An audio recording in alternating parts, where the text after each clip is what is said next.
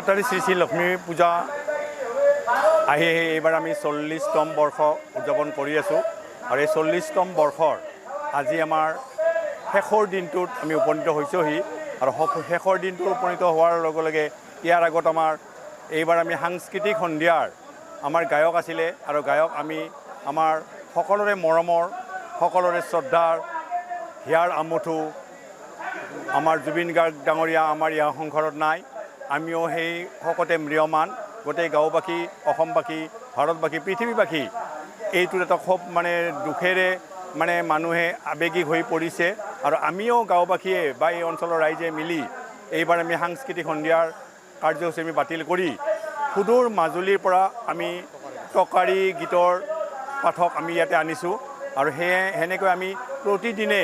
আমি আমাৰ হিয়াৰ আমঠু জুবিন গাৰ্গ ডাঙৰীয়াৰ প্ৰতিচ্ছবিত শ্ৰদ্ধাঞ্জলি অনুষ্ঠান আমি এটা ৰাখিছোঁ আমাৰ বিভিন্ন গণ্যমান্য ব্যক্তিৰ দ্বাৰাই সন্ধিয়া এগছি বন্তি তেখেতৰ শ্ৰদ্ধাঞ্জলি অনুষ্ঠানৰ লগতে বন্তি জ্বলাৰ কাৰ্যসূচীও আমি ৰাখিছোঁ আৰু আজি আহি আমি এতিয়া আমাৰ হাওৰা চলি আছে আজি অন্তিম নিশাৰ আমাৰ কাৰ্যসূচী আমাৰ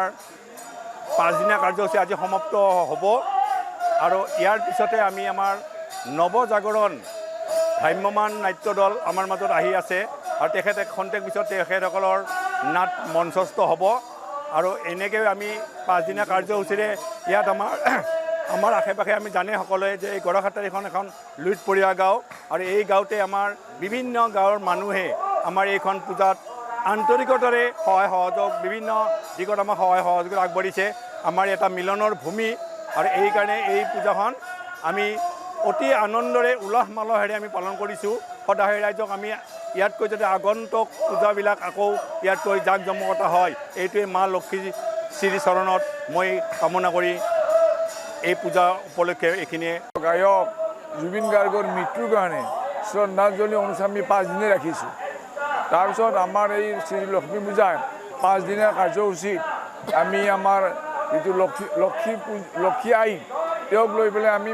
শোভাযাত্ৰা কৰিছোঁ তাৰপিছত চিত্ৰাংকন প্ৰতিযোগিতা কৰিছোঁ তাৰপিছত প্ৰথম দিনাখন আমাৰ মুকলি সভাত সম্বৰ্ধনা সভা অনুষ্ঠিত কৰিছোঁ আৰু সেই সম্বৰ্ধনা অনুষ্ঠানত আমাৰ গাঁৱৰ যিসকল ছাত্ৰ ছাত্ৰীয়ে মেট্ৰিকত প্ৰথম বিভাগত পাছ কৰিছে হায়াৰ ছেকেণ্ডেৰীত পাছ কৰিছে তেওঁলোকক আমি সম্বৰ্ধনা দিছোঁ ইয়াৰ লগতে আমাৰ গাঁৱৰ এইবাৰ গৌৰৱ এইটো গৌৰৱ যে আমাৰ গাঁৱত এইবাৰ 2জন বোৱাৰীয়ে ডক্টৰেট ডিগ্ৰী লাভ কৰিছে আৰু এজনে ডক্টৰত ছিট পাইছে গতিকে আমি তেওঁলোককো সম্বৰ্ধনা দিছোঁ এতিয়া আমি এই 5 দিনীয়া কাৰ্যসূচীত ভ্ৰাম্যমান থিয়েটাৰ আমাৰ 2খন ৰাখিছোঁ আমি ইয়াৰ 40 বছৰ হৈছে আমাৰ 40 বছৰ আমাৰ এইবাৰৰ কাৰ্যসূচী ভ্ৰাম্যমান থিয়েটাৰ আমাৰ 2খন ৰাখিছোঁ আমি ভাওৰা ৰাখিছোঁ নাগৰা নাম আমি চিপাঝাৰৰ পৰা আনিছোঁ আৰু বিভিন্ন ধৰণৰ আমাৰ সাংস্কৃতিক অনুষ্ঠান আমি অনুষ্ঠিত কৰি আহিছোঁ এইখিনিয়ে আজি অন্তিম দিনত আমাৰ ভাৱৰীয়া আছে আৰু ইতিমধ্যে আমাৰ ভাৱৰীয়া চলি আছে থিয় নাম চলি আছে আৰু শেষ নিশা 10টা বজাৰ পিছত আমাৰ নৱজাগৰণ ভ্ৰাম্যমান থিয়েটাৰ আমি অভিনয় কৰাৰ কাৰণে আমন্ত্ৰণ কৰি আনিছোঁ আৰু আমি আজি ভগৱানক আমি ধন্যবাদ জনাব লাগিব বা সেৱা জনাব লাগিব যে আমাৰ প্ৰাকৃতিক দুৰ্যোগ সম্পূৰ্ণভাৱে আমাক সহায় কৰিছে গতিকে আমি এইখিনি আপোনালোকক ক'লোঁ ধন্যবাদ জনাইছোঁ যিকোনো খবৰৰ বাবে যোগাযোগ কৰক 7099017330 লগতে 7099017110 নম্বৰত